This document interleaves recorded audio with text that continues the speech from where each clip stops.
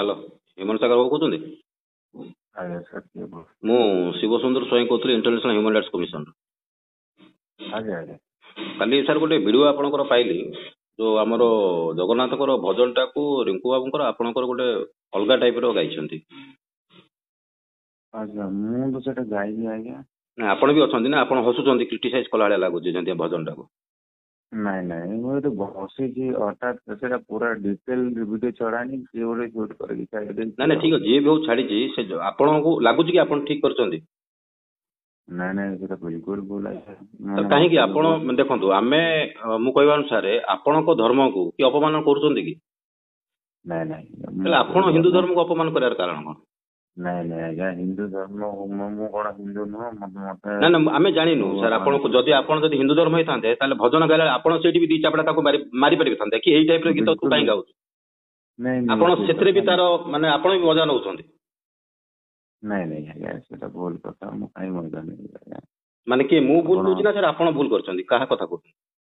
ଭୁଲ ମାନେ ଦେଖନ୍ତୁ ସେଠି ମୋର କିଛି ମାନେ କାମ ହିଁ ନାହିଁ ମୁଁ ସାର୍ ଆପଣ ହଠାତ୍ ପାଳି ଯାଇ ଧରିଛନ୍ତି ସେ ଗୀତରେ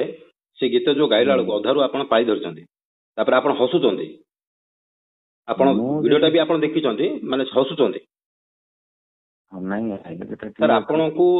ଆପଣଙ୍କର ଯେତିକି ଫଲୋଅର୍ସ ଅଛନ୍ତି ସାର୍ ଆପଣଙ୍କୁ କୋଉ ମୁଣ୍ଡରେ ବସେଇଛନ୍ତି ସାର୍ ଆପଣ ଏଇଭଳିଆ ଯୋଉ କାମ କରିବେ ଆପଣ ଜାଣିପାରୁଛନ୍ତି ଆପଣଙ୍କର ମାନେ ଆଗକୁ ଆପଣଙ୍କର ଫ୍ୟୁଚର ମାନେ ବ୍ରାଇଟ ହବାର ଅଛି ନା ଡାର୍କ ହବାର ଅଛି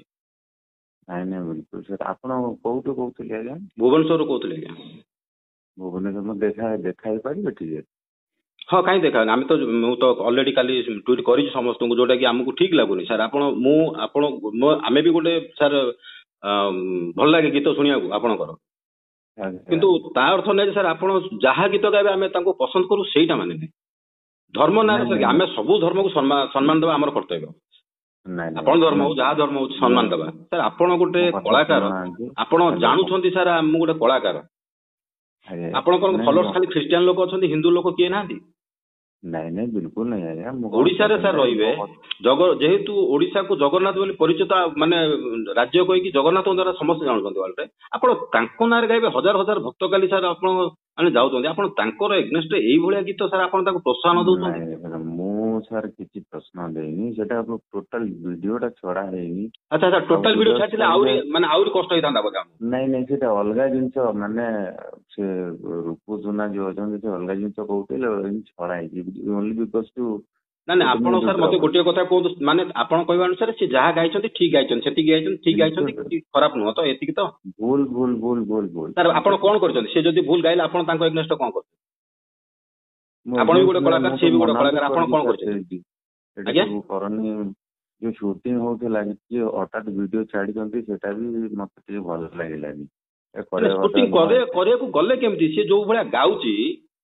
ମାନେ ହୁଁ ହସିକିରି ମାନେ କ୍ରିଟିସାଇଜ କରିକି ହୁଁ ସେ ଆଚ୍ଛା ହୁଁ ସେ ଯୋଉ ବାବୁ ରୁଙ୍କୁ ସୋନା ତାଙ୍କର ହୁଁ କୋଉ ଧର୍ମ ତାଙ୍କର ସେ ହିନ୍ଦୁ ସେ ହିନ୍ଦୁ ହିନ୍ଦୁ ହେଇକି ଆଜ୍ଞା ଏମିତି ଗାଇଛି ତ ହଁ ଆଚ୍ଛା ହଉ ହଉ ତାଙ୍କୁ ଆଜି ଆମେ ଦେଖିବୁ ଯାହା ହେଲେ ବି ସେ ରହୁଛନ୍ତି ହଁ କୋଉଠି ସେଇଟା କଟକଟା ମୁଁ ଜାଣିନି କୋଉଠି ରହୁଛନ୍ତି ଆଜ୍ଞା ଆପଣ ତ ପାଖରେ ବସୁଛନ୍ତି ସବୁ କରୁଛନ୍ତି ଆପଣ କହୁଛନ୍ତି ଜାଣିନି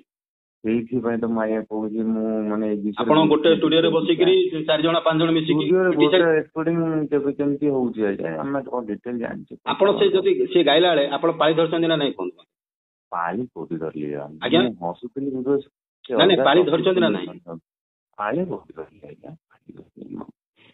ଆଚ୍ଛା ହଉ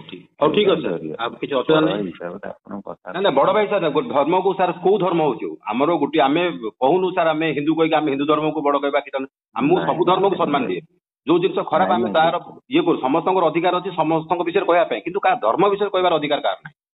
ବିଲକୁଲ ଆପଣଙ୍କୁ ମତେ ଭଲ ଲାଗିଲେ ଆପଣ ମତେ ଗାଳି କରିପାରନ୍ତି ମୁଁ ଆପଣଙ୍କୁ ଭଲ ଲାଗିଲେ ଆପଣଙ୍କୁ ଗାଳି କରିପାରନ୍ତି କିନ୍ତୁ ଆମେ କାହାର ଧର୍ମକୁ ନେଇ କାହିଁ କହିବା ଠିକ ଠିକ ଠିକ ମୁଁ ସେମିତି ଧର୍ମ ଉପରେ କିଛି ମୁଁ ନା ନାଇଁ ସେଇ କହିବାର ଧର୍ମ ମୋର ଉପରେ ହିଁ ଗଲା ନା ଅଧିକାର କାଲି ଯୋଉ ଗୀତଟା ଆପଣ ମାନେ ଇଏ କରିଦେଲେ ସେ ଧର୍ମ ଉପରେ ସେଟା ପଳେଇଲା କାଲିର ଭିଡିଓ ନୁହେଁ ସାର୍ ମୁଁ 8 ଆଗର ମାସ ଭିଡିଓ ତଳର ଯୋଉ ଭିଡିଓଟା ଶୁଣନ୍ତୁ ଭିଡିଓଟା ପାଖରେ ଯୋଉ ପର୍ଯ୍ୟନ୍ତ ରହିଛି ଆଜ୍ଞା ଠିକ ଅଛି ଯେତେବେଳେ ପବ୍ଲିଶ ହେଇଯାଏ ନା ସେଟା ଖରାପ ହେଇଯାଏ ଗାଇଛନ୍ତି ଗାଇବେ ବି ଯଦି ସେଟା ପବ୍ଲିଶ କରିବାର ନଥିଲା କିନ୍ତୁ ଗାଇବାରେ ବି ନଥିଲା ଏଇ ଜିନିଷଟାକୁ ଗୋଟେ ଜଗନ୍ନାଥକୁ ତମେ କେଳାଙ୍କାରୀ କରିକି ଯୋଉ ଗାଇବ ସେଟା ସାର୍ କିଏ ଆପଣଙ୍କୁ ଆପଣ ମାନଙ୍କୁ କିଏ ଆପଣଙ୍କୁ କ୍ଷମା ଦବ ମତେ ଖାଲି କୁହନ୍ତୁ ନାଇଁ ବିଲକୁଲ ବିଲକୁଲ ସତ କଥା। ଆପଣ ମତେ ନିଜେ କୁହନ୍ତୁ କିଏ କ୍ଷମା ଦବ? ମତେ ରିଙ୍କୁ ସୋନାକୁ ମୁଁ ଫୋନ କରୁଛି ଉଠଉନାହାନ୍ତି, ଦୟାକରି ତାଙ୍କୁ ଟିକେ କୁହନ୍ତୁ ମତେ ଟିକେ ଫୋନ କରିବାକୁ।